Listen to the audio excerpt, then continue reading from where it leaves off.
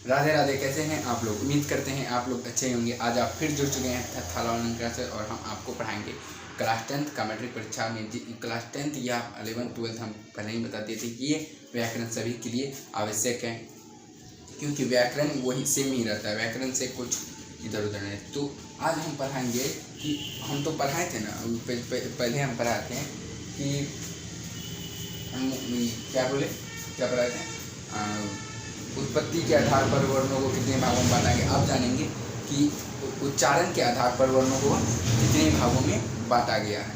तो चलिए शुरू करते हैं। एक सेकंड। तो चलिए शुरू करते हैं। उच्चारण के आधार पर स्वरों को, स्वर्ण वर्णों को 4 भागों में बांटा गया। कितने भागों में? 4 भागों में। तो कौन कौन से है वो 4?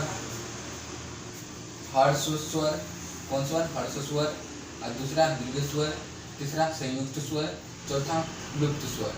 तो इस सब में जो कि उच्चारण के आधार पर, तो यानी कि उच्चारण के आधार पर पूछा गया है, जिसमें कौन कौन से वर्ण शब्द, हाँ शब्द आते हैं। तो इसमें आते हैं अ, हर्षई, दुर्गई, हर्षौ, री हो गया। अब दीर्घ स्वर में आ, दीर्घई, हर्ष, दुर्गौ हो गया। अब देखिए संयुक्त स्वर, ये चीज आपने वहाँ पे आप 3 चीज रखे थे, उत्पत्ति के आधार पर आप लोग 3 चीज याद रखे थे।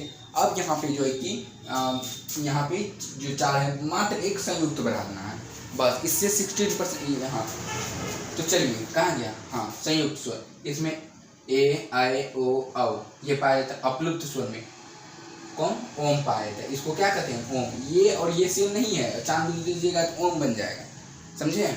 ये ओम है, ठीक। तो आप समझे, अब समझे आप लोग।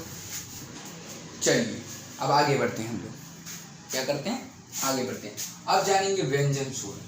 व्यंजन स्वर्ण जो है कि व्यंजन वर्ण क्या है। अब हम जो है कि क्या हो गया, स्वर्ण वर्ण खत्म, समाप्त किए। अब व्यंजन वर्ण में हम लोग कदम रखें। तो व्यंजन वर्ण, जिस वर्ण का उच्चारण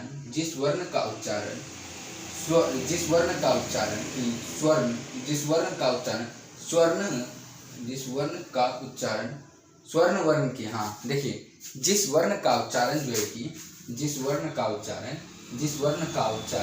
स्वर्ण वर्ण की सहायता, क्या चीज? सहायता से होता है, उसे ही क्या कहते हैं? व्यंजन वर्ण कहते हैं। उसे ही क्या कहते हैं? व्यंजन वर्ण। यहाँ है जी व्यंजन वर्ण, उसे ही क्या कहते हैं? व्यंजन वर्ण। इसकी कुल संख्या जो है कि 33 है। कितनी है? 33। ये चीज है। अब एग्जाम्पल ले लेते हैं, जैसे क। अब देखिए कि स्वर्ण वर्ण में को हलंत आता था, जिसका खंड या टुकड़ा नहीं किया जा सकता। हाँ क हलंत, क प्लस ओ हुआ चौ कैसे बना? चौहलंत प्लस ओ, चौहलंत प्लस ओ हुआ। अब पो बराबर पोहलंत प्लस ओ, ठीक हो गया। अब ये सभी चीज जो है कि हमने आपको आसान भाषा में समझाया। आई होप कि आप लोग को समझ में भी आया होगा। अगर आप लोग उतारना चाहते हैं तो आप लोग उतार भी सकते हैं। चलिए उतार लिए